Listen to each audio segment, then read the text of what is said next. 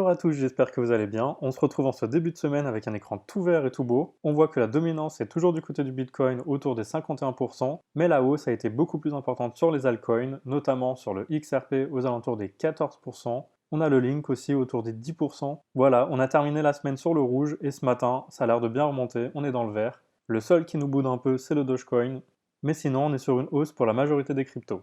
Alors aujourd'hui, on va faire un tour sur le graphique du Bitcoin puis celui d'Ethereum. Je vous invite à me dire dans les commentaires s'il y a d'autres cryptos que vous aimeriez voir en analyse.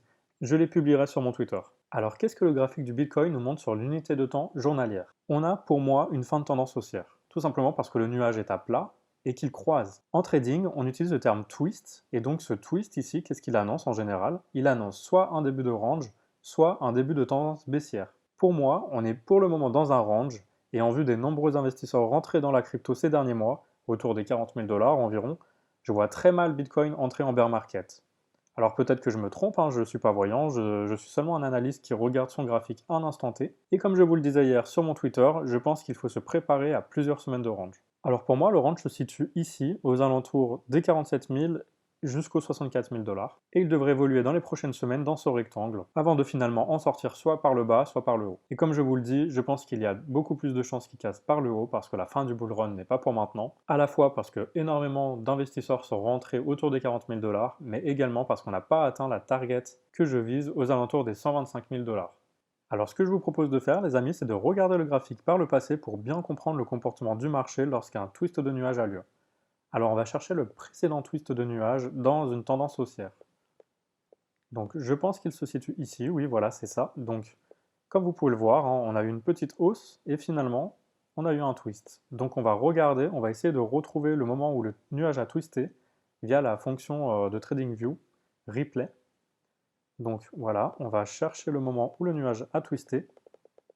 Voilà, c'est ici. Et donc on peut très facilement relier le point le plus haut avec le point le plus bas. Et on peut deviner que le prix devrait très probablement rebondir dans ce rectangle avant de finalement casser par le bas ou par le haut. Alors pour savoir combien de temps il va s'écouler dans ce range, on va tout simplement mettre une période et on va laisser s'écouler le temps.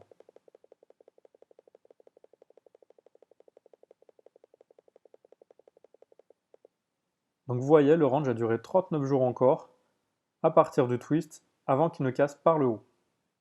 Et ensuite on connaît l'histoire, hein, le prix du Bitcoin a explosé vers le haut et il est parti chercher les 50 000, hein, bien sûr.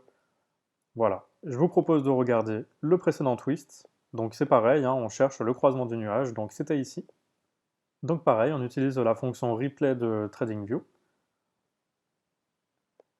Et là, on regarde où est-ce que se situe le croisement des nuages, le twist. Et voilà, le twist a lieu ici. Donc pareil, hein, on trace le rectangle, le point le plus haut vers le point le plus bas. Et là, on attend de voir. Donc je vais aussi tracer bien sûr la durée du range. Et là, on avance. Et on voit que le prix rebondit bien dans ce rectangle en fait. Et ça dure aux alentours des 56 jours. Donc vous voyez, hein, sur toute la durée du range, ça a duré 83 jours quand même. Au bout de 83 jours, le range a cassé par le haut, venu chercher un nouveau plus haut. Comme on le connaît, hein, c'était ce haut de range ici. Allez, on va encore chercher un précédent twist. Donc pareil, hein, on cherche un twist en tendance haussière. Donc ici, c'est pas du tout une tendance haussière. Ici, c'était vraiment du range en fait. Donc c'est pas du tout la même circonstance que le range actuel, puisque nous venions d'une tendance haussière. Donc ici, on a une belle tendance haussière, puis on a un twist ici. Donc ça va être un cas de figure qui va nous intéresser. Donc je suis désolé, hein, si c'est un peu redondant, mais je pense que c'est important pour vous montrer l'importance d'un twist de nuage. Donc le croisement se situe ici, donc on va encore utiliser la fonction replay de TradingView. Voilà, donc on est en tendance haussière, on avance un peu, et finalement, qu'est-ce qu'on a? On a une correction avec un croisement des nuages. Donc là, on peut se dire que le prix va descendre, va s'effondrer, mais on voit ce twist. Donc on se dit, on va quand même tracer le plus haut vers le plus bas, avec bien sûr encore le temps. Voilà. Et on va regarder combien de temps ça met. Donc vous voyez, ça rebondit vraiment avec exactitude sur le bas du range, puis ça repart vers le haut. Voilà, on est toujours dans le range, hein, toujours, toujours, toujours. On rebondit encore une fois sur le bas du range. Et vous voyez, c'est vraiment un très long range qui finit par casser cette fois par le bas. Donc, si on le positionne ici, à la cassure, on a 81 jours de range. Donc vous voyez, c'est énorme. Donc voilà, à partir de ça, je pense qu'on peut revenir au graphique actuel. Et donc j'espère que vous comprenez l'importance de ce twist-là, qui devrait donc nous projeter encore une fois dans un range. Je pense vraiment que pour moi, à partir d'aujourd'hui, il va mettre plusieurs semaines avant de casser ce range par le haut ou par le bas. Alors rien n'est sûr à 100%, on est toujours sur un marché, sur du trading, mais en général, un twist de nuage en daily annonce vraiment un temps de pause. Bien sûr, on va surveiller ça dans les prochaines semaines, ensemble, mais Bitcoin risque d'évoluer à l'intérieur de ce range, entre les 47 000 $ et les 64 000 $. Et bien sûr, tout range du Bitcoin avec une dominance proche de 50% nous donne un bel espoir de alt season. On va regarder ensemble maintenant l'Ethereum, bien sûr, Ethereum USDT, sur Binance. Et là, on voit que contrairement à Bitcoin, il n'y a pas eu de twist de nuage. Alors au contraire, elle vient de faire quelque chose de très beau. Il a rebondi 2 fois sur la Tenkan et la Kijun. La Chikuspan est libre de tout obstacle. Alors pour moi, c'est haussier. Tout simplement parce qu'on a cassé cette résistance ici. Et maintenant, la prochaine résistance se situe à l'ATH, aux alentours des 2500 $. Si on la casse, ça sera un signal très haussier, mais encore plus haussier que maintenant, dans la mesure où on sera en price discovery et qu'on ira chercher un nouveau plus haut. Alors pour déterminer la target à la hausse en Price Discovery, on utilise une extension de Fibonacci en reliant le précédent point le plus bas avec le précédent point le plus haut. On les relie entre eux et ça nous donne des targets aux alentours des 2800 $ et 2900 $. Donc c'est déjà les targets que je vous avais donnés les semaines précédentes. Et comme vous pouvez le voir, on n'a pas de plus bas, on ne retourne pas en dessous de ce niveau-là de support. Donc mes targets de départ sont toujours d'actualité en fait. Très clairement, quelqu'un qui était rentré ici quand j'avais donné ces targets n'est pas perdant, puisqu'on n'est pas allé plus bas qu'ici. Alors bien sûr, si on est amené à être rejeté ici sur le précédent ATH autour des 2500 $, on aurait un retour du prix sur la Tenkan ici aux environs des 2300 $, et on aurait possiblement un range ici qui viendrait se dessiner parce que je pense que ça ferait en sorte que le nuage croise également comme BTC. Mais pour l'instant, j'ai cru voir sur le RSI qu'on avait une belle divergence haussière. Donc on utilise le RSI de cette façon. On va relier les deux points du bottom ici. On voit que ça va vers le haut.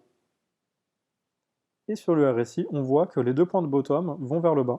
Donc on a une divergence haussière, dans la mesure où à chaque fois qu'on a une divergence vers le bas, par rapport à ici, c'est haussier. Et si c'est l'inverse, si c'est une divergence vers le haut, alors ça va être baissier. Ici, on n'a pas de divergence baissière, puisque si on relie ici avec ici, ça va toujours vers le bas, et ici, ça va toujours vers le bas aussi. Donc voilà, la divergence, elle est vraiment au niveau du bas, du bottom, donc ce qui devrait nous permettre d'aller plutôt venir chercher un nouvel ATH. Voilà, je vais supprimer mes divergences qui n'existent pas. Et maintenant, les chartistes pourraient me dire qu'il y a aussi un super beau W ici, et c'est le cas, il y a vraiment un beau W. Donc pour moi, pour définir cette target juste en regardant le W sans regarder Ishimoku et les extensions de Fibonacci, j'utilise tout simplement un canal.